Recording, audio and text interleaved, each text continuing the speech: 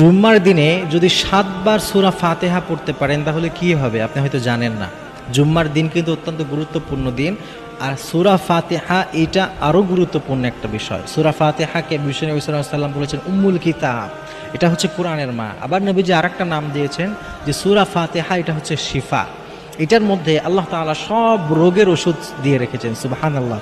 সেটা আপনার বাহ্যিক রোগ হোক, আধ্যাত্মিক রোগ হোক, আপনার সব রোগের শেফা কিন্তু আল্লাহ তাআলা এই পবিত্র সূরা ফাতিহার মধ্যে দিয়ে রেখেছেন। এই জন্য সূরা ফাতিহাটা বেশি বেশি পড়ার চেষ্টা করবেন, কারণ হাদিসের মধ্যে এসছে বিষ্ণু সাল্লাল্লাহু আলাইহি ওয়াসাল্লাম বলেছেন এই যে এই জুম্মার দিন, এই দিনটাতে আল্লাহ তাআলা দোয়া কবুল করেন। বিশেষ করে আসর থেকে মাগরিব এই সময়টা দোয়া করলে আল্লাহ ফিরিয়ে দেন না। তো আমরা অনেক সময় কি দোয়া করব আমরা অনেক সময় বুঝি না। অনেক সময় আমার যেটা মনে চাচ্ছে দোয়া করছি, কিন্তু আমি জানি না যে ওইটাতে আমার কল্যাণ আছে কিনা। যে আপনি যদি দোয়া হিসাবে সূরা ফাতিহা বেশি বেশি পড়তে পারেন তাহলে আল্লাহ তাআলা আপনার জন্য যা কিছু